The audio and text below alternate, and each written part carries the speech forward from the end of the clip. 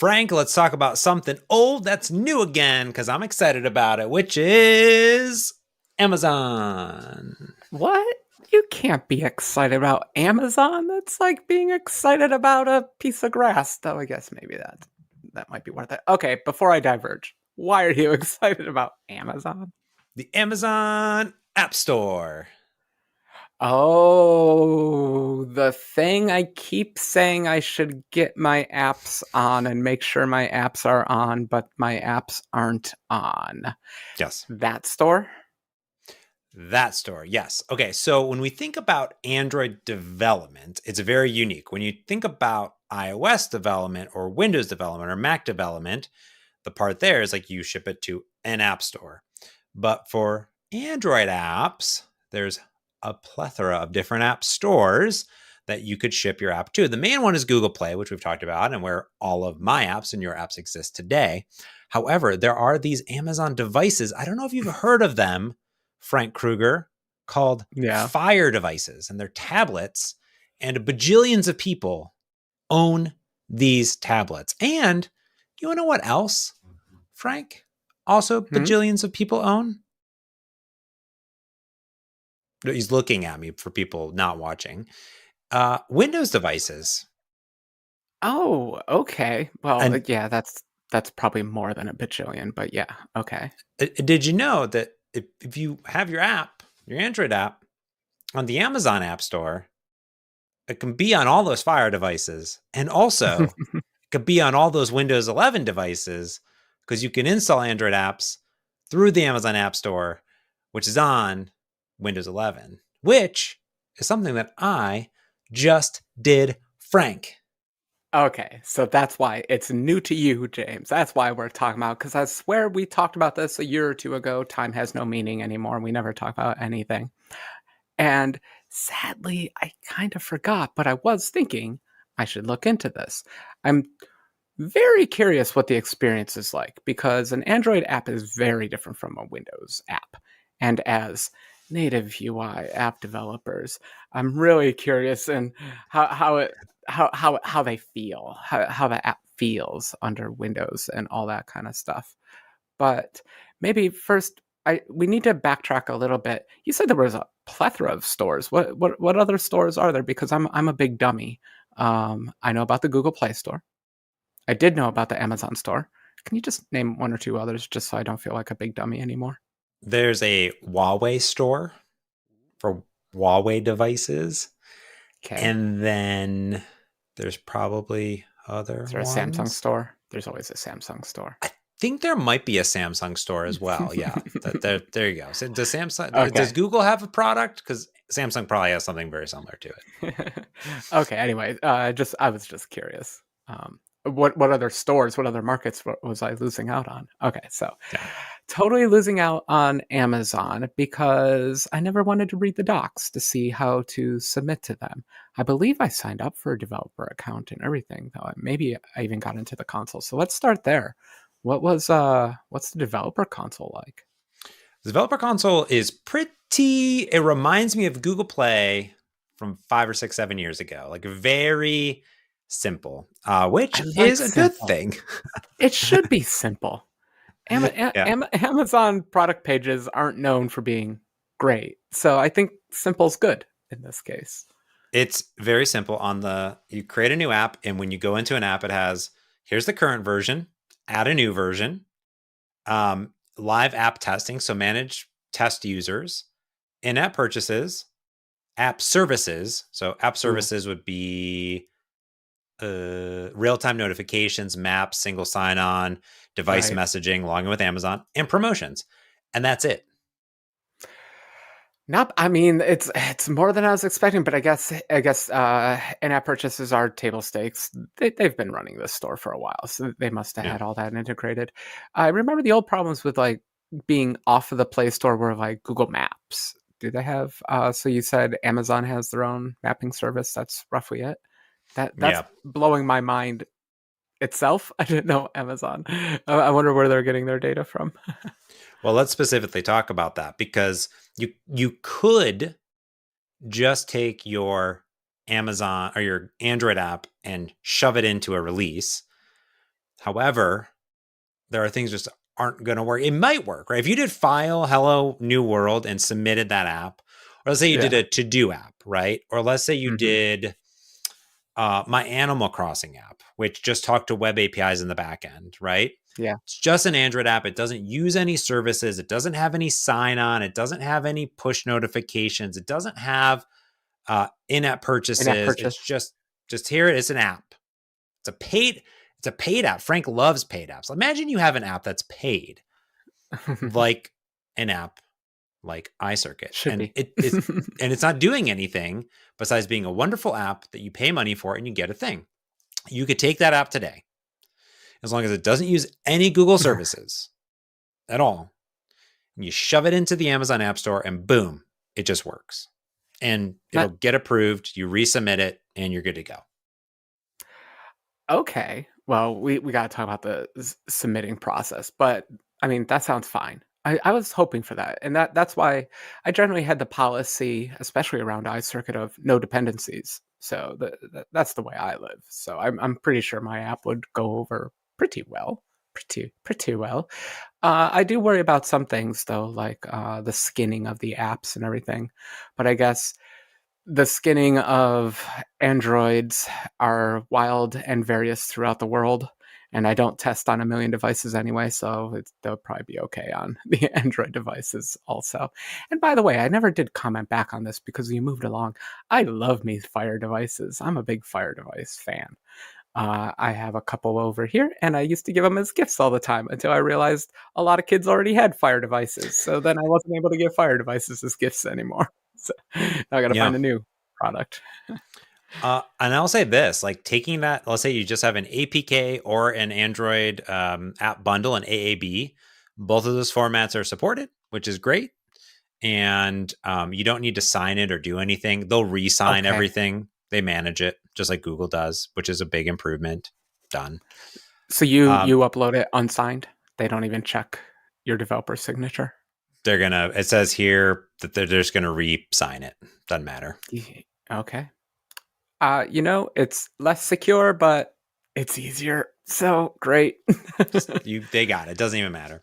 So that's pretty nice. Now you drop it in, and then you can decide what devices you want to support. So it'll read the manifest and it'll say, hey, do you want to? We see that it can support phones and tablets. This version of Hmm. Android. So my app that I submitted is my skiing app. It supports 20 Android tablets and phones.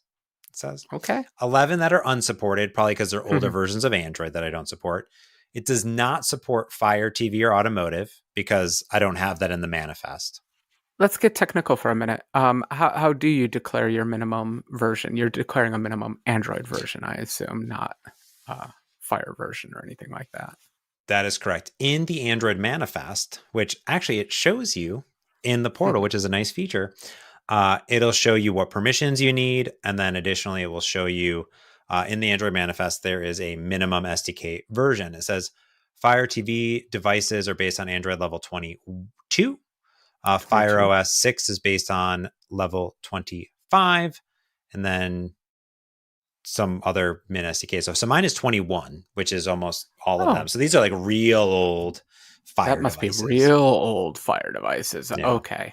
Yeah. I was curious which, because I was thinking about bumping mine up too. So 21, 22, 22, 21. 22, 22. Yeah.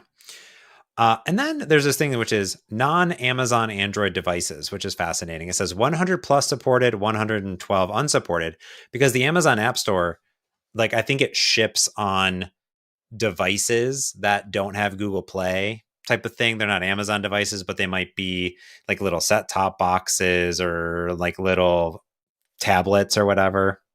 Are they including any of the Echo family of Dingus devices? Are they listed under any of these? Like, I'm thinking the one with the screen. Would I that don't. support any apps, or is that still app free? Let me look. Well, so this is kind of cool because I can click on it. No, this is all Fire HD devices. This says all the way back to 2014. My thing support. So we're talking 9 years. It says non-Amazon devices. There's some devices from Asus, from BlackBerry. It says Google. I mean, Okay. I don't really know. I guess it says there's one on here. So maybe these are ones that they've tested the Amazon App Store on, or like it works on. And you can control if you're like, no, I only want this app on, Yeah. on these devices. You can toggle what devices it's available on, which is like really granular. But then there's a checkbox. It's a magical checkbox, which is Windows devices, and you just flip it on. Okay, so when you were talking about the other devices, I was about to interject and say, well, that is business synergy. That is good capitalism. The way they're like getting their products into other people's products, so their products could be in other people's products, and then you ended it with, and then there's a checkbox for the ultimate in corporate synergy. You just click the checkbox. Is it instantaneous? I love instantaneous checkboxes. Or do you have to hit apply? It would be It's less a famous. it's a UI toggle, so it's a toggle, right? It's an instantaneous toggle, which is my favorite. I love it. Okay. Can I have the store open side by side and toggle it and see it removed and added to the store? Okay. I don't know. I did I'm just test playing. that. I love single click UIs. I love them. Remember when Mac Catalyst first came out and Xcode? Apple was pretty proud of, and to their credit, should be a single checkbox. You check the box and you got a Mac Catalyst app. I love Boom. single checkbox UIs. That's funny because Kelka is a Win32 app, and uploading that thing to the store it's a little bit of a pain in the butt. It's a little bit of work because it's a Win32 app, and the store wasn't really designed for Win32 apps in the beginning. It's totally possible you get the right certs and you do the right thing, and it uploads. And so I'm just a little bit jealous that you click the check mark and now you're on Windows. But okay, please continue. Well, and some people may be wondering, well, James, you are a Xamarin and .NET MAUI developer. You've built Windows applications and ship Windows stores to the apps, to the Windows Microsoft App Store, like my Stream Timer. Why wouldn't you just do that for the other ones? And the good question is this, is I just didn't design my skiing app or my Cadence application for Windows devices or tablets. I just didn't do it. I didn't add it Yeah. on because I kind of made it a mobile first, design. And that's where I tested it. And I could go do that and it could go through that process, but maybe I just want my app to be on there and like not have to do anything else. Like, so I just did it mostly as an experiment, and I No, went through it and it was cool. stop backpedaling. This is the real world. If you can put yourself on a marketplace that you're not otherwise at, I mean, if they're yelling at you and being like, why don't you have a Windows version? Just say, because my time is limited and resources are limited. Yeah. If you can click a checkbox and be on another market, I'm saying this to myself, everyone, but I'm going to say it to you. Go click the checkbox, because a free market is a free market. Be in that market. I don't like this idea that, and okay, it's my fault too, because earlier in the episode and I do want to get back to the look and feel of these apps as a native developer. I like the feel of native apps, and I want to get to that, but I would rather the app exist in the market first, and then you Yep. can refine the look and feel afterwards. Well, it's Get it the in same there. thing, right? Which is like, why are iOS applications available on Mac? Or if you do a Mac Catalyst checkbox, they're available even easier. Is because I'd rather be in another market if my app works and is there, right? Like, in fact, I'm Yeah. in two markets because now I'm on Fire devices and I'm on Windows devices. Like, with one drag and drop, I'm on two markets. It's kind of cool. Okay, I gotta get to work. Okay, Yep. thanks. Now, You're the convincing me. rest, I have never submitted an app faster to an app store in my entire life. Because, Frank, all I did was drag and drop it in. It processes. There's availability and pricing. So this is just a free app. I don't have anything. It's just free. That checkbox. Description. Wait, James, it didn't complain that you don't have an iPhone 5S screenshot? No. Oh, okay. We'll get there. Hold Okay, but that's going to be different from your iPhone 7 screenshot. on. Oh, exactly. Okay. So we'll get there. So description, easy peasy, copy paste. There is images and multimedia. Okay, we'll get there. And Frank, I was like, oh, I'm clever. I will just take my images from the Google Play Store and I will put them in to the Amazon App Store.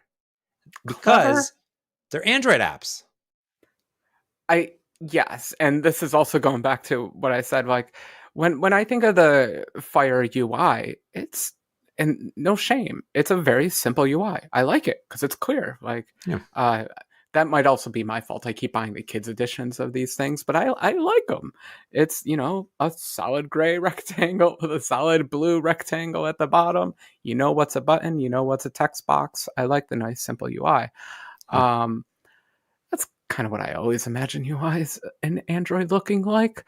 And so I'd assume that you could reuse your screenshots. I like you, am clever/lazy and would try to reuse the screenshots. How'd that go? And you would be mistaken because they have very, very specific tablety dimensions that they really want because all of their devices are tablets. So they're all 1280 by 800, 1920 by 1080, 1080 by or 1280 by 720, right? So they're all these dimensions. So what I So, did. wait, can I interrupt? Because this is a new trick I've learned, everyone. Uh-oh. And I want to see if you applied the same trick. So I'm gonna say it first. Um, so back in the day, when you were on the Apple App Store, there was a guideline that said your screenshots have to be actual screenshots from the app. Like Yeah. the top left pixel is the top left pixel on the phone, the bottom right pixel is the bottom right pixel. Somewhere in the last 12 to 20 years that I've been doing this, that guideline got relaxed to the point where absolutely no one does screenshots anymore. What Yeah. you do is a cute little color gradient background, and then you squeeze your other screenshots in to fit into that color background and put some clever little AI generated text on there. Yeah. That's what you should do. So, what I'm hoping you did is that exact problem if you just reframed all of these, the cute little AI generated text background. Now, I actually have those cute ones already for my cadence. So when I go through that, that's be what I do for those. However, Frank, what I did is I ran my app on Windows 11. I went into fancy zones and I made a 1280 by 720 zone, snapped my app to that size, and then took a screenshot at 1280 by 720 on 3 different screens, and I uploaded those photos. Wait, I'm confused. Um, so, okay, we skipped over a huge part of the development cycle and went straight to distribution. You were able to test these apps on Windows? Like you could run them in the way they're going to run when someone purchases your app? I went into Visual Studio. I installed the Windows subsystem for Android Barista, which Mm-hmm. automatically connects and boots up the WSA. I hit Okay. debug and it just Mm-hmm. worked on my machine. Okay. Absolutely fantastic because that is a large. Okay. It's just what a house of cards. Anyway, wonderful. So, what's wrong with your screenshots? Like, were they accurate to the pixel? Because I've tried to do that before, and I get into the game where you're like trying to crop. Like, did you manually crop? Because like I would try to move the cursor to the upper left, and you're off by a pixel. But I use a touchpad, so it's really hard. And then you move it one more pixel, and then you drag. But then oh no, the lower right corner is not in the view. And does this app support? So anyway, James. Was that really easier than just going out and purchasing 10 Fire devices? That's definitely, it was way easier. It took like 5 seconds. So that's what I did. I just uploaded some images, uploaded my app icons, Frank, and that was mostly it, to be honest. There's content rating, and then I Yeah. hit submit, and then I submitted it to the App Store. Now, God, you're it's like right. early app store. I love it. We skipped because you were so interested in it because we Yeah. skipped over all the hard parts. This was the easiest, fastest part of the entire process. And once I Okay. had that APK, I was like, this is great, right? Let me just Mhm. honestly bingo bango, done, totally good to go. Simplified. I loved it. Not a That's how it problem. should be. Do you remember? I mean, the App Store was always notorious for its long review cycles, but it was a simpler days. We didn't do No. the test flights. You got it working on your phone. There was only one kind of iPhone out there, so you knew it worked on everyone else's phone, and you uploaded it, and it worked on everyone else's phone because there was one Yeah. kind of iPhone out there. But I like that. That sounds very pleasant. Good for you. It Now, was what great. were the bad parts? Okay. So now my cadence will be a little bit trickier, but the skiing app that I have is still a little bit tricky. Now I got lucky, Frank, because for my maps in the skiing app, as we talked about, Hmm. I am using Mapsui, which is not Google Maps. Right. Nice Yeah. forethought. Look at you, not taking a Unagi. dependency on one of America's largest companies. Yes. So I have not using Google Maps, which means I don't have to worry about that little kink in the system because, like I mentioned earlier, there are services that don't exist. So real time notifications, single sign on, maps, some security profile thingy, device messaging, login with Amazon. Those are services you need to do. Did Additionally, you sorry, did you have to upgrade that library at all, or did the one that you have already just work smoothly? just worked like butter. Nice. Good. Yeah, Very just worked. nice. And now the reason I am using that is because it's like a topological map and I'm doing drawing on it. I don't really need Google Maps. I want all my maps to look the same and it's more about the route on the map than anything else. But it is nice because I can pick profiles and do stuff. And that was nice because this app was a Xamarin Forms app originally. And uh, the support was not added in Xamarin Forms, but it's there now in .NET MAUI to do all the geometry and drawing on a map. Right. So it's like, well, Mapsui supports .NET MAUI as well. So it's like, oh, cool, just bingo bango, good to go, right? Now, the biggest thing, though, is in-app purchases. And if there's one thing I love, Frank, is I love a good in-app purchase.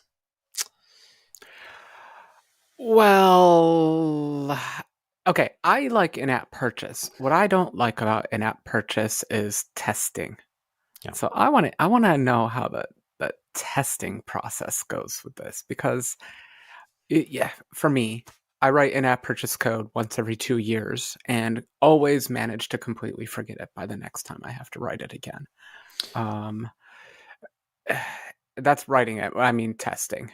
So how was testing in-app purchase? Well, so the fascinating part is this, Frank, is that I have an in-app billing library. Now, I think someone else also has one that also supports Amazon in-app billing. I don't Uh, support it myself, but there's interfaces that you could do it. Now, this application had subscriptions, it had single purchases for donations. There wasn't like a pro mode, it's a skiing app, it's more of a donation based app. When I get to my cadence and putting in the store, it actually is an app that I have a pro mode yeah. in general. So we'll figure out what I need to do there. But Frank, what I decided to do is a little conditional compilation, a little condition and a little defined constants called Amazon release. And if Amazon release just conditionally compile out all of that in-app billing code, just get out of here. Bye-bye. Gone. I don't even need you.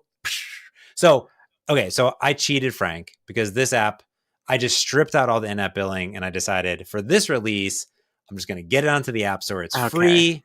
It's free. It's out there into the ether, Frank. In general, I'll tell you what I'm going to do for my cadence, You and know, we'll see what if you approve or not. But this was cool. I went into Visual Studio, opened the CS Proj, copied the release, put a new, constant release Amazon. So I could do pound if release Amazon. Anywhere that I use my in-app billing code, I stripped it out. Additionally, one thing that I'm really proud of, Frank Kruger, I'm not going to lie about it, is I uh, used conditional compilation in the CS Proj uh, for multiple things. I'm gets really, really, nasty. I'm so Don't do too much of proud. this, people. Don't do. I'm I so know you proud. can't avoid it with .NET 7 and 8 because we try to merge everything Mm-hmm. together into all those. James, can I tell you? You were just sparking memories. I was going through my own code and I was just removing if Silverlight all throughout my Yeah. code Mm-hmm. because you know what? That was like 10 years ago. I don't need those if defs anymore. I can There you go. remove those now from my Yeah. code. It's never Silverlight anymore. But at the same time, I was thinking about that, and I was thinking, this is all sounding very Silverlighty. This is like how I felt when I was taking my apps and trying to make a Silverlight version of it. It was a very basic platform in the beginning, and the one I'm actually thinking about are for the Windows Phone. It was roughly the same app. Those were basically Silverlight apps. Yeah. They were just running on the phone, so that's why I built apps for that. And so this is funny. This is really bringing back memories of those days, you getting yourself onto the Amazon family of devices and Windows. I Yeah. And just Windows. compared. Okay. It's there. I It's just back. realized that I compared Windows too. Okay. Talk about Zune UI one week, and now we're talking about stuff like the next. So I just said, hey, remove these NuGet packages if this item group if Yeah. it's not released. So both my in-app billing plugin and my store review plugin, because that is googly stuff in there. So I And I love CS Proj hacking, but everyone it's great. You can pull off absolute miracles with a CS Proj file, but the IDE is just going to get angrier and angrier at you from then on. You'll pass a threshold at some point, and Visual Studio is just going to be like, your CS Proj makes absolutely no sense to me at all, and I'm giving up on you. So you haven't hit that limit. I'm just telling you, yeah, people, there is that limit out there. Don't hit it. I also did one. This I'm really proud of this one. As I said, if it's the Amazon release, I have all of these. I have this page in every app that I copy and paste, and it's called Purchases page and a purchase view model. And its entire purpose is like I click 50 times and I go into this screen and I can like I see love all it. the history and do stuff. So I did, if the item group is Amazon or is release Amazon, compile remove, and then I did a bunch of wildcards to say remove the purchases view model. And then I did compile or remove the purchase page. Oh, and don't forget that XAML page. Yeah. So embedded resource remove purchase page dot star or whatever. So I literally conditionally compile out pages fully of the app because there's XML includes, and I'm like, get out of here. Yeah, pages that I don't need anymore. And then honestly, besides that, Frank, it was a few things. So it was removing code to conditionally compiling out the code that did the in-app purchases, did the checking, all this other stuff. Same thing with the review. And I submitted my app, but I also forgot to remove the UI. So they actually tested it. They tested the app and like, hey, there's a bunch of Hmm. buttons that say purchase subscriptions. They don't do anything. So I then gave all of my elements names and I hid them if it's the Amazon release. I said hide these UI elements in Yeah. general. Did you have like a global variable that they call it all just bind to very easily? Like I would just put that in the app resources, what platform you're on, and then everyone could just bind to that. But I'm Hmm. curious, which UI did that surprise you? Or you just forgot about that? Like, was that a I, UI you didn't remember? I just forgot. I forgot that the Yeah. settings page. I forgot that the settings page just was like I was like, oh yeah, I've removed the code to do Yeah. stuff, but Sure. I forgot to remove It's the YAML. It doesn't UI. care about your code. It's going to render the Yeah. UI whether it has code or not. And then I also had to remove some of the pages like review this app or leave feedback that went into the Google Play stuff. So I removed some UI elements to it. So I think the setting screen's a little all over the place at this point. I didn't really look too hard, but beyond Yeah. that, they accepted it and it's in the App Store. It's live right now. Can you believe it? Bravo, bravo. I'm a little bit jealous because I wanted to do a few small app releases this year, and I can't believe you beat me to another platform. So, And I'm congratulations, James. I'm gonna do my cadence. And I'm gonna Yeah, put my cadence in there. I'm gonna start with my cadence pro. And it's gonna be you're gonna love this. You're gonna love it, Frank. It's gonna be a paid app. I'm gonna I'm you have gonna zero downloads. No, I'm just kidding. I'm gonna remove all Here's of the the thing. in-app purchases, and it's gonna be a paid app because I just don't want to re-implement it because I don't I know. That's interesting because I would have to have that debate going on to that store because yeah, the world is definitely moving on to subscriptions. We've talked about it a million times on the show. But at the same time, it's Amazon. Aren't you just used to purchasing things on Amazon? Like that model True. is still the Amazon model. So I I don't have I'm anything gonna do against you just I'm going to putting go price. real old school. I'm going to start with the pro version, Frank, and then I'm going to release a free version. And the free version will have a button that says upgrade to pro, and then it will Okay. open the app store so you buy the pro version. That's classic. Wow. Are they Old gonna school, allow it? baby. Yeah, they're gonna allow it. It's gonna be fine. They don't care. I like it. It's almost better than freemium.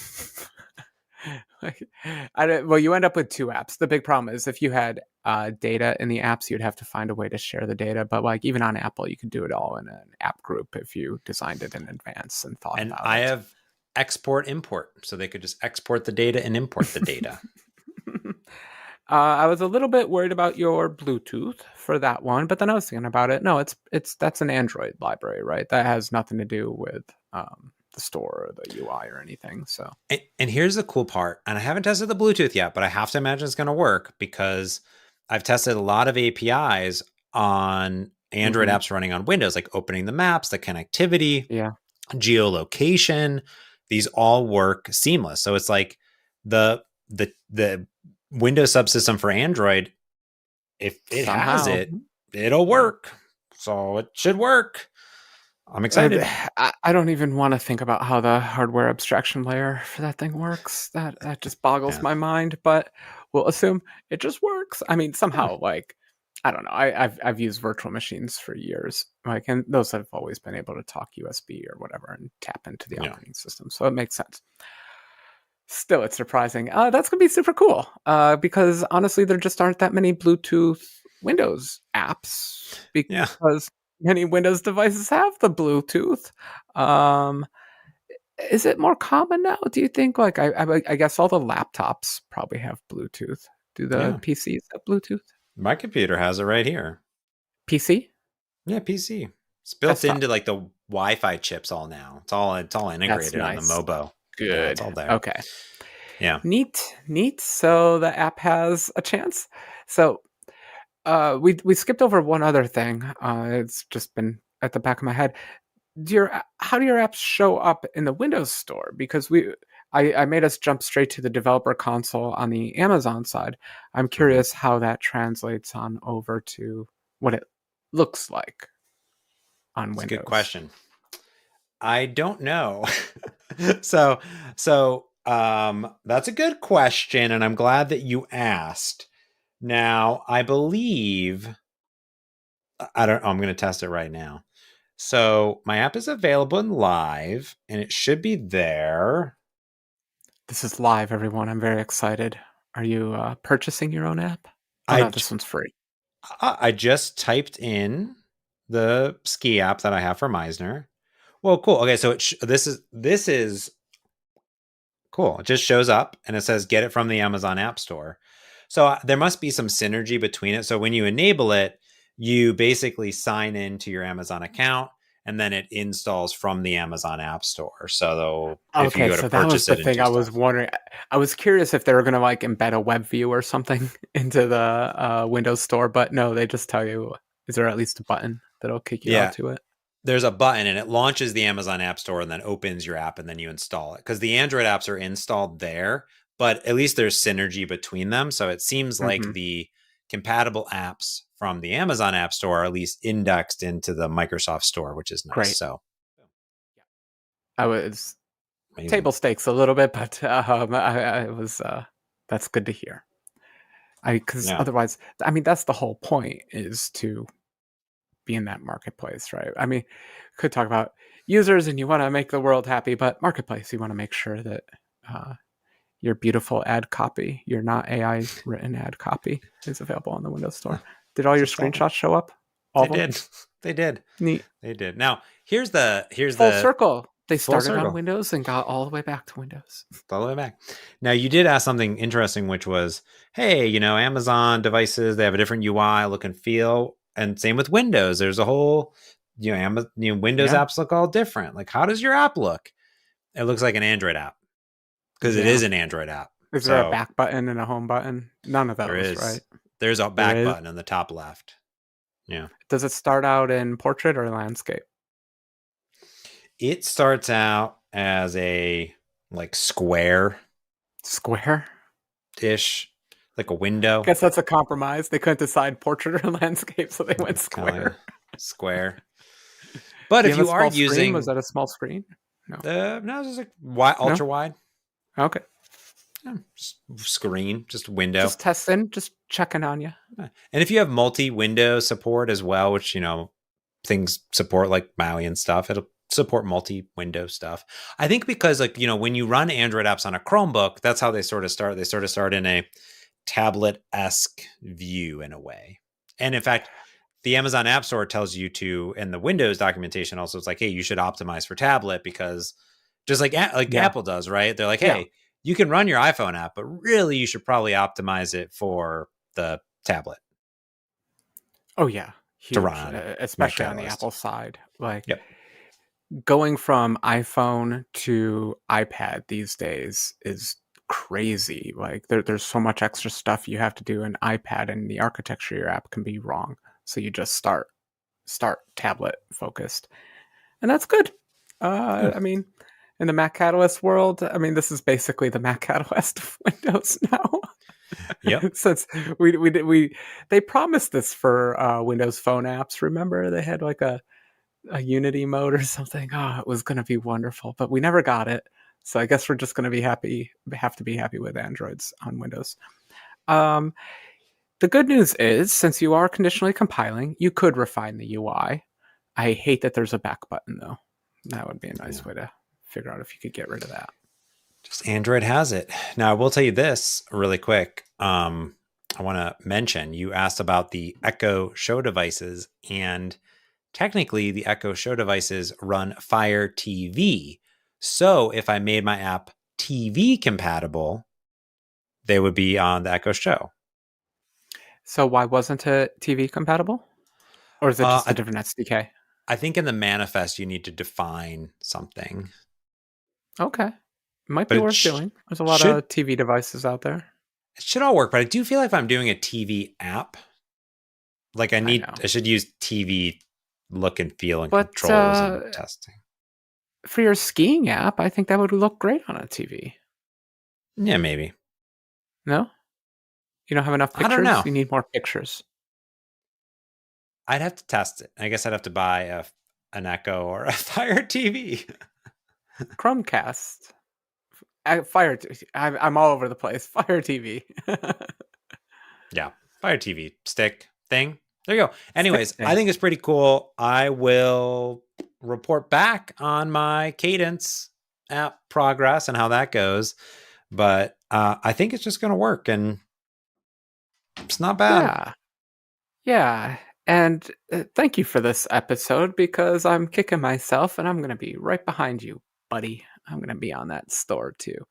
It'll be Bring it. very awkward for me though. I'm a little curious because there is a Windows version of like iCircuit and Kelka. What would happen? Would there be two on the store? And then people would have to be like, ooh, which one do I get? Don't like that.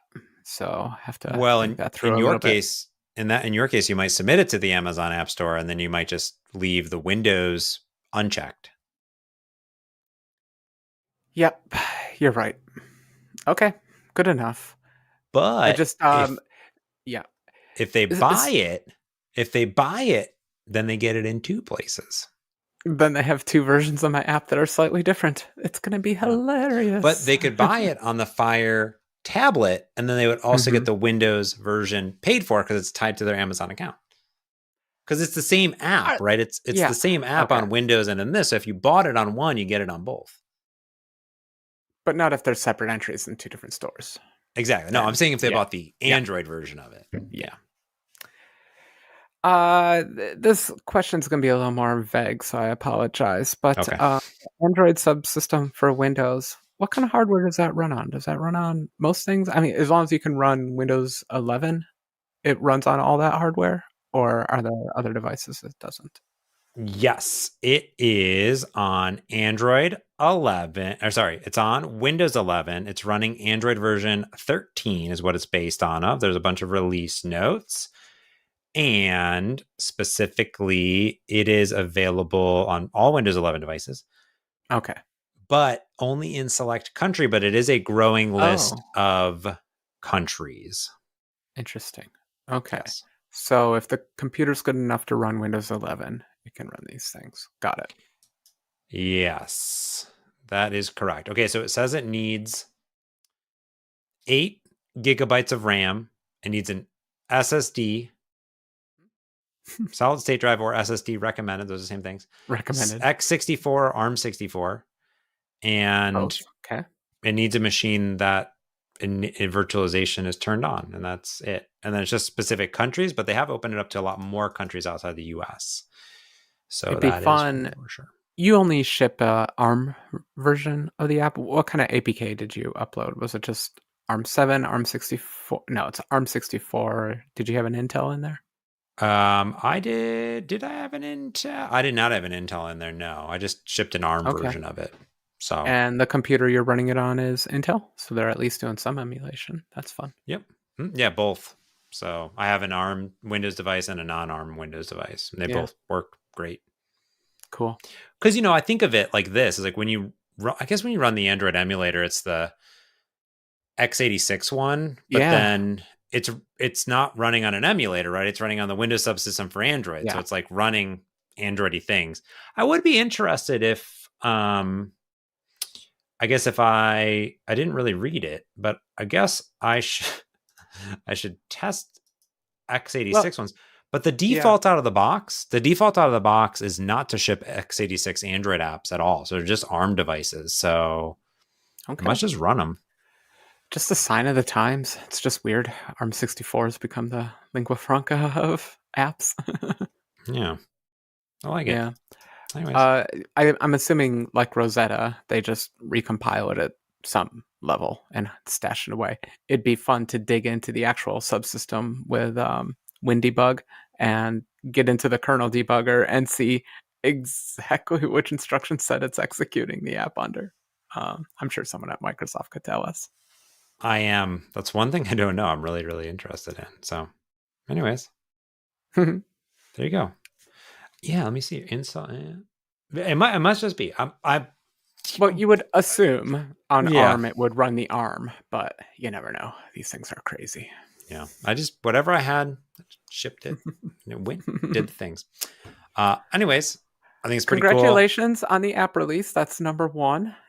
Number two, thanks for reminding us all this is a possibility and for making me feel guilty. Thanks. Anything is possible. All right. Well, that's going to do it for this week's Amazon App Store filled merge conflict. You can tweet at us. You can follow us. If you're watching us on YouTube, you can like and subscribe, tell your friends about it. You can listen to it on any podcast application if you want to see our face. Or if you do want to see our face, you can also see it on YouTube. Lots of options to listen to this podcast or watch this Or watch. podcast. I haven't Are we really figured it out. AIs? Are you the AI? My robot. All right, that's going to do for this week's merge conflict. So I should probably edit this, but here's what happens, folks. Live to tape. That's what's going to do it for this week's merge conflict. So until next time, I'm James Montemagno. And I'm Frank Kruger. Thanks for watching and listening. Peace.